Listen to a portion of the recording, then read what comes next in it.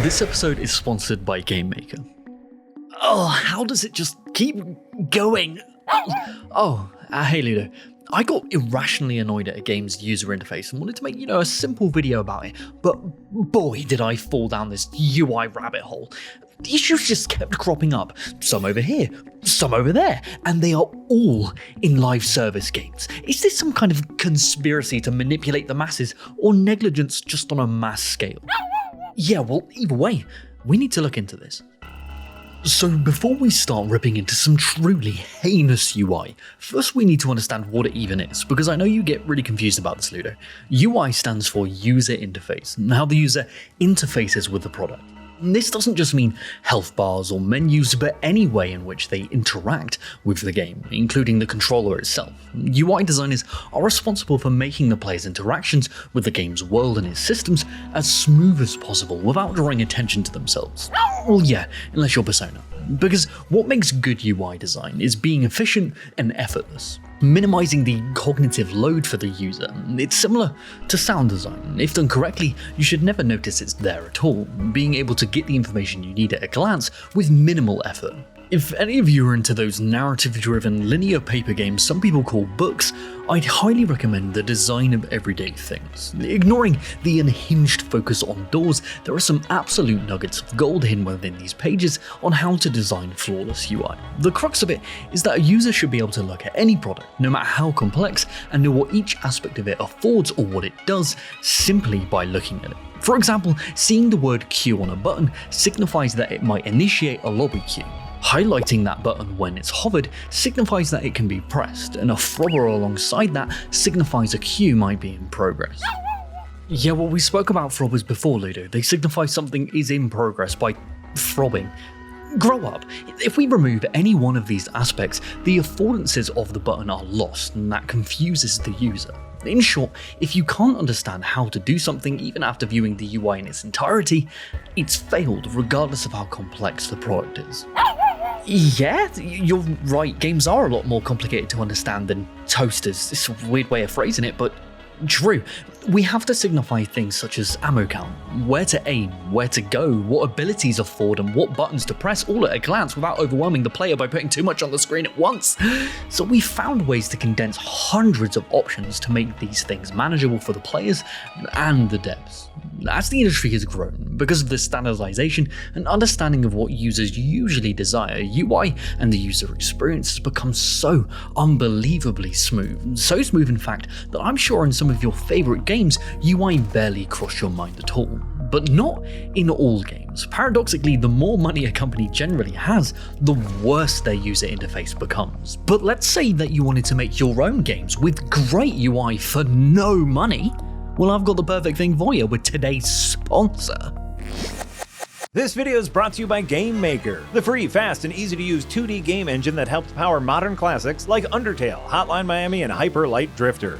Starter templates, official asset bundles, and a wealth of tutorials are available to help bring your ideas to life. And you can export and share your game for free on all non-console platforms. But you don't have to take my word for it, I'm just some jerk. We have an actual bona fide game maker on hand. Oh shit, that's me. Yes, I've been using GameMaker for a long time. It's probably the most powerful and easiest to use engine for making 2D games out there, suitable for both amateurs and hardcore coders, and with all the Steam and console integration stuff for when you're ready to start monetizing your hobbies. I used it to make my recently released game, Starstruck Vagabond, which has already delighted thousands of sci-fi cozy game aficionados thanks to GameMaker being so bloody great.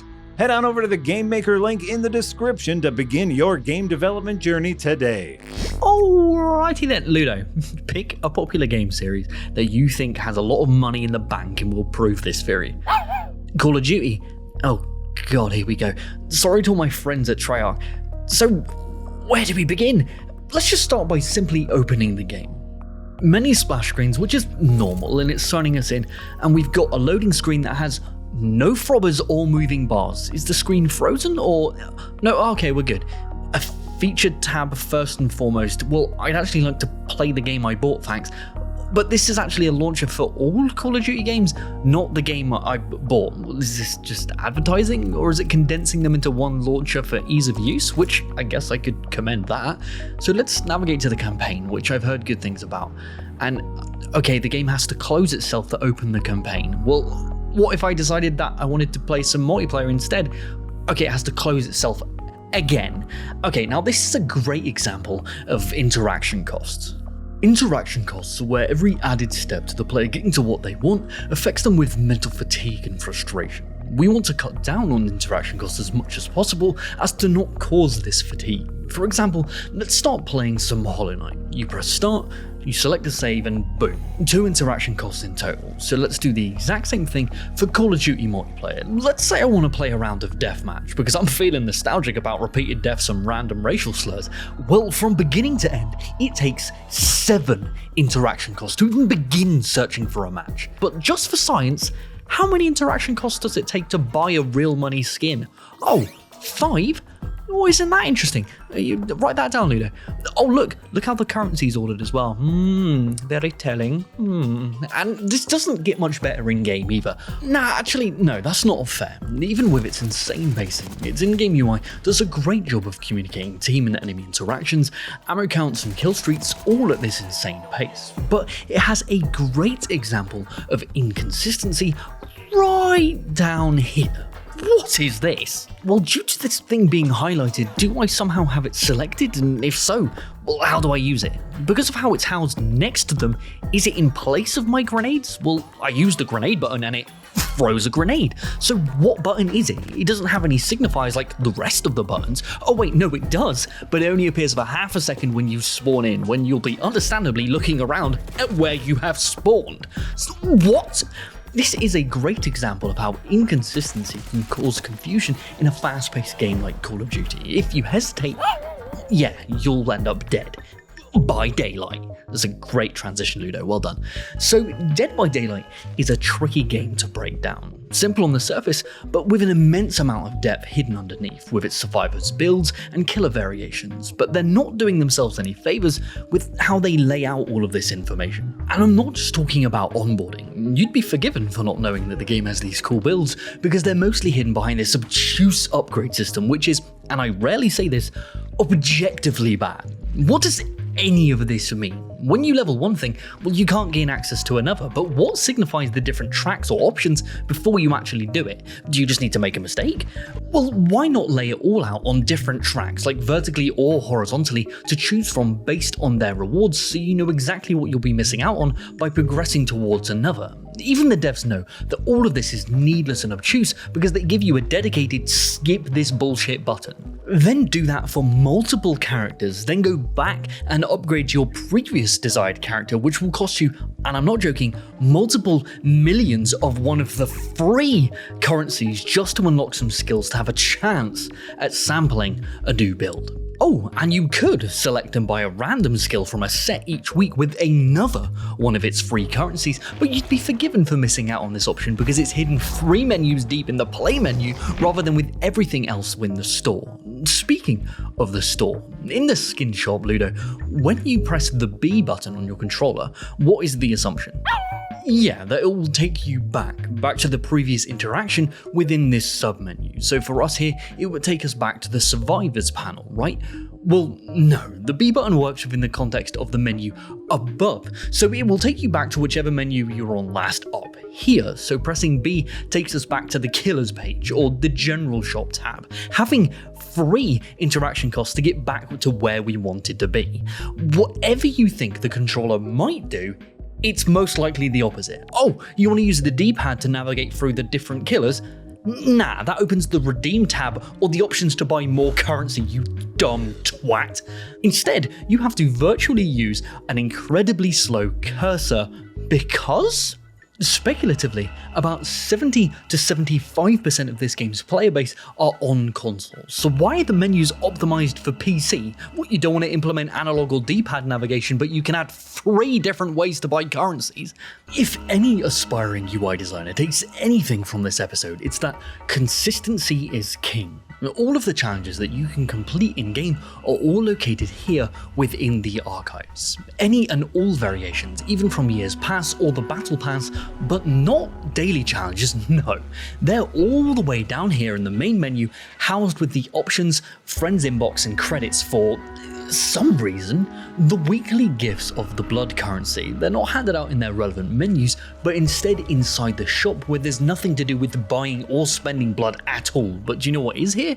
Multiple ways to buy real money currency. It's like it's designed to confuse, and when that confusion settles, you're perfectly placed to view what they want. Is this on purpose?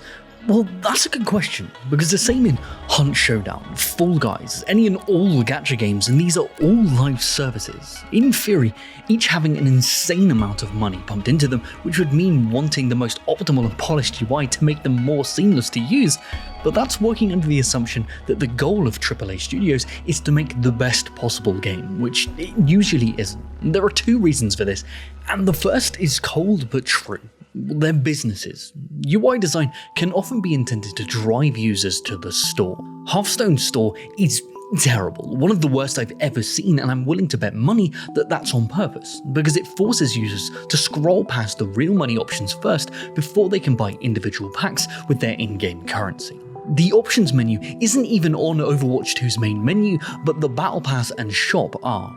When it comes to AAA UI, playability is secondary, monetization comes first. The second issue is that minor UI improvements often don't translate to increased sales. A dev might be paid $25 an hour for multiple days to fix a tiny UI bug that will on face value result in no increase in player retention and therefore revenue. But diverting that money to say new cosmetics and optimizing player time spent looking at those skins does generate revenue. The same with new gameplay features or maps. UI designers are underfunded, underappreciated, and in a lot of cases forced to prioritize things that are bad for the overall user experience because of what that does for the bottom line. I've done a lot of shit talking about UI in this episode, but I am not trying to slate the actual UI designers themselves. I don't envy their struggle. These guys know what they're doing, they're just encouraged and prodded to prioritize their time elsewhere. Don't blame them, blame greed.